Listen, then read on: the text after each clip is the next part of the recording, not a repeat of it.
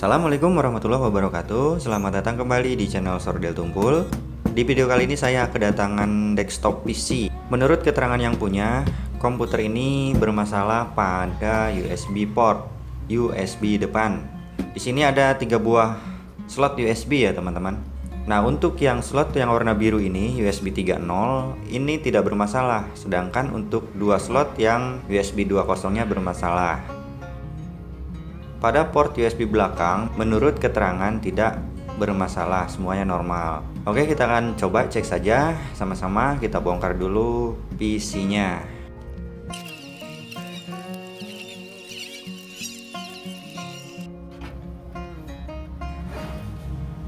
Ya, teman-teman, sudah terbongkar. Nah, ini dia portnya ya. Udah saya lepas tadi dari casingnya. Nah, untuk ini adalah USB 3.0 dan yang ini USB 2.0. Jalurnya beda ya teman-teman untuk USB 2.0 dan 3.0. Karena permasalahannya ada pada USB yang 2.0-nya, yang ini. Pertama kali yang harus kita cek adalah port. Biasanya pada port ini terjadi karat ataupun patah ataupun sordelannya kendor. Nah, jika itu terjadi, tinggal perbaiki saja. Namun di sini saya lihat kondisinya masih bagus. Tidak ada masalah ya untuk sordelan.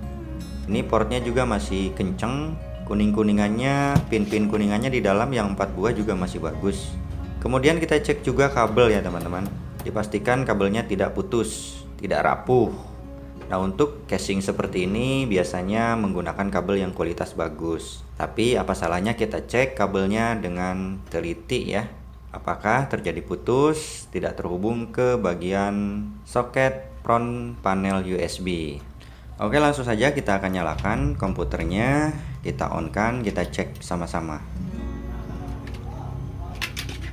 Nah, di sini saya menggunakan mouse ya teman-teman untuk mengetesnya, mouse yang bukan RGB, bukan banyak lampunya ya teman-teman. Jadi hanya mouse seperti ini saja dan yang kabel, tidak bisa menggunakan mouse wireless karena kita akan melihat lampu di bagian optikalnya menyala atau tidak. Saya akan coba dulu port USB 3.0 ya untuk memastikan USB 3.0 ini berfungsi atau tidak.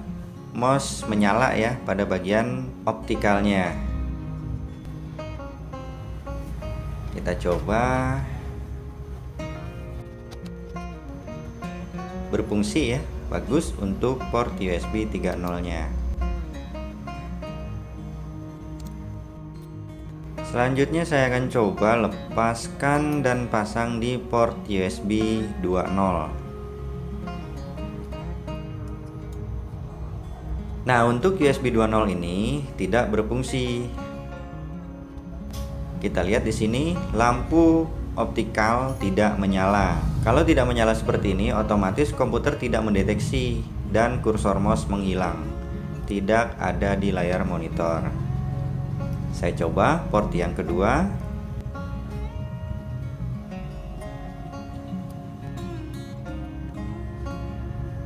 Tidak ada teman-teman ya, sama ya.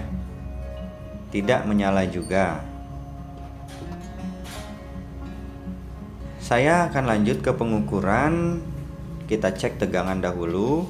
Apakah tegangan normal sebesar 5 volt ya teman-teman? 5 volt. Ya, kurang lebih 5 volt lah ya. Kita cek di port panel di sini ya, di bagian soketnya. Nah, di sini sudah terukur sebesar 4,8 volt. Di sini masalahnya sudah terlihat. Tegangan drop 4,8 volt, sedangkan ini belum ada beban sama sekali. Jadi USB belum terhubung ke mouse ataupun flash disk ataupun yang lainnya. Saya coba ukur kembali di sini. Ya, sama 4,8 volt ya teman-teman. Untuk kabel tidak masalah. Sudah dipastikan permasalahan ada pada motherboardnya. Saya coba colok dulu di sini. Tegangan 4,8. Dan saya akan colok mouse-nya ya. Apakah akan drop tegangannya? Nah, kita bisa lihat teman-teman. Tegangan drop sampai 2,8 volt. Sudah dipastikan ini masalah ada pada motherboardnya. karena saya memasang probe merah langsung pada motherboard, bukan di port sini ya, dan hasilnya tegangan drop. Selanjutnya saya akan coba menggunakan flash disk. Apakah tegangannya drop juga? Biasanya akan drop lebih parah karena beban flash disk lebih besar. Nah, kita bisa lihat teman-teman, drop sampai dengan 1,8 volt. Ini dropnya jauh banget. Saya coba di port yang sebelahnya, dan sama ya teman-teman, 1,8 volt. Flash disk tidak menyala pada lampunya dan tidak terbaca oleh komputer.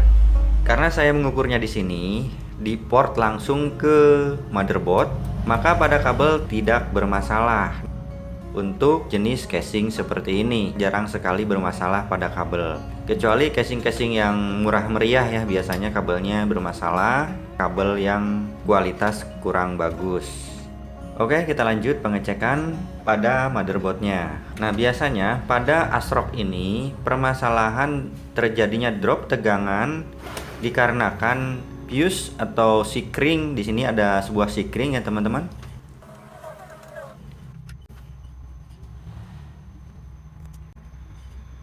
Nah, dari port USB ini 5 voltnya ini menuju ke sikring. Ini ada sebuah sikring di sini yang ada kodenya S. Fuse ya. Kita ukur di sini di output dari sikring ini tegangannya 4,8 volt.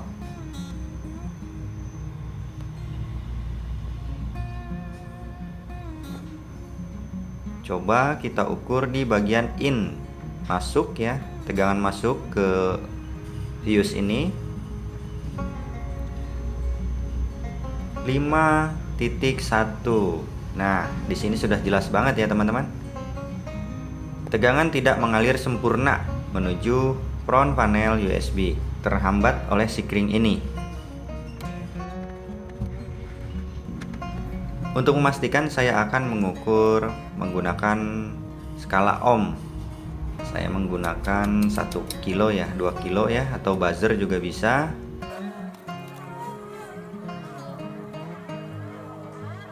Nah, di sini saya coba ukur fuse-nya.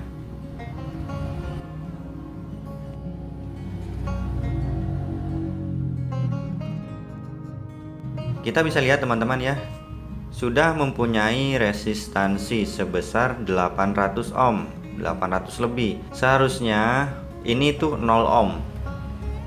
Sudah dipastikan fuse atau sikring ini rusak, jadi saya akan menjumpernya saja. Saya akan menjumper dengan kawat jumper, bisa juga menggunakan 1 lembar kabel serabut ya.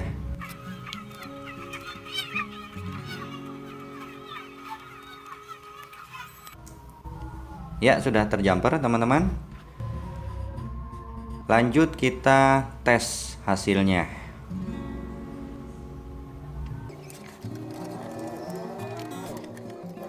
Saya nyalakan dulu komputernya. Kita tunggu booting Windows-nya.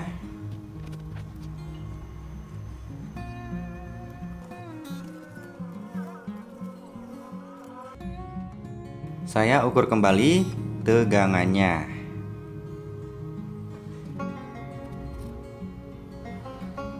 Nah, teman-teman, sekarang sudah menunjukkan 5,1 volt. Tegangan sudah normal.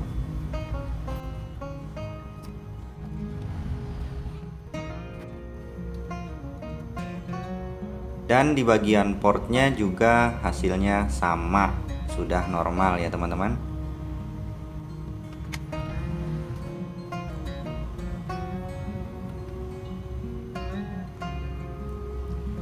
Lanjut saya akan coba kembali colokan mouse-nya, apakah tegangan drop. Oke, hasilnya tidak drop dan mouse terbaca oleh komputer. Lampu optikal sudah menyala. Kita bisa lihat kursor mouse sudah ada, sudah berfungsi sebagaimana mestinya. Tegangan tidak turun, sudah bagus. Lalu saya akan coba pindah ke port sebelahnya. Apakah hasilnya sama ya. Ya, nyala ya teman-teman. Sudah oke, tegangan tidak drop. Kursor ada.